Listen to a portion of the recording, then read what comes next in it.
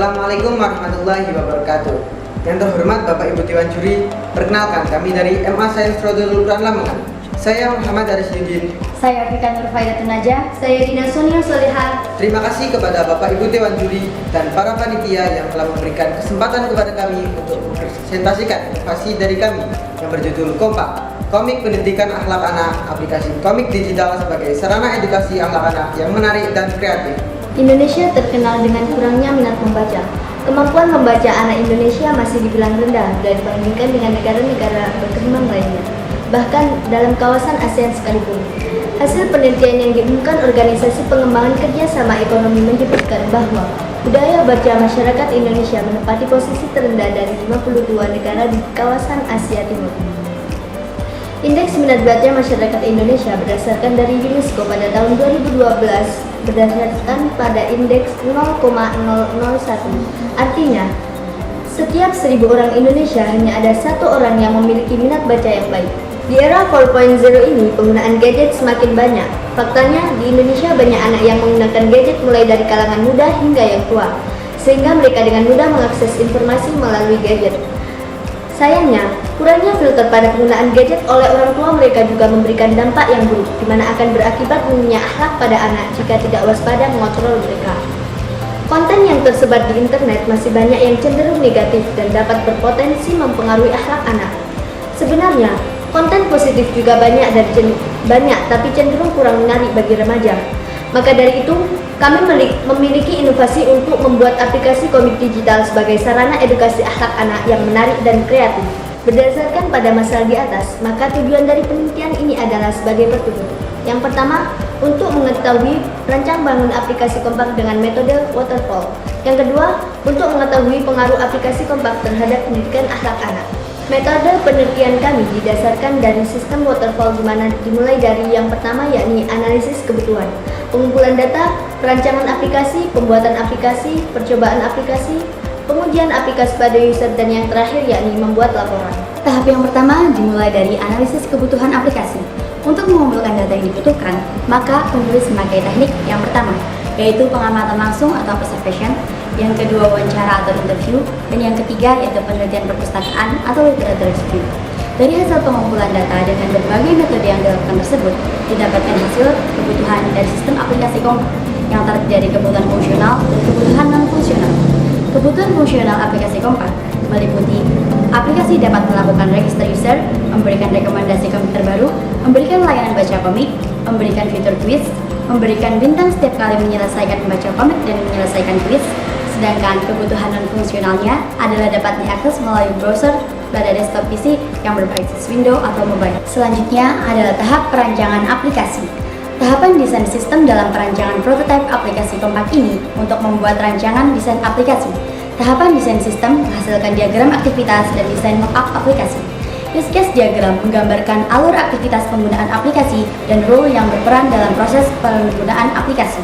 Desain mockup aplikasi menggambarkan rancangan template dan tata letak rancangan aplikasi dari diagram aktivitas yang telah dibuat. Mockup ini sebagai rancangan dasar dalam pembuatan aplikasi nantinya. Selanjutnya, pembuatan prototipe aplikasi. Tujuan dari tahap implementasi ini adalah untuk menyelesaikan desain sistem yang telah disetujui, menguji serta mendokumentasikan program-program dan prosedur sistem yang diperlukan, memastikan bahwa personil yang terlibat dapat mengoperasikan sistem baru, dan memastikan bahwa konversi sistem lama ke sistem baru dapat berjalan dengan baik dan benar. Dalam tahap pembuatan prototipe aplikasi kompak ini, yang pertama kami menggunakan tools yaitu Microsoft PowerPoint yang telah diinstal dengan iSpring Suite 8 untuk membantu proses prototyping. Langkah selanjutnya adalah menggunakan aplikasi Web to APK Builder Pro yang digunakan untuk mengenerate file APK dari prototipe yang sudah dibuat, sehingga dapat dijalankan di smartphone Android.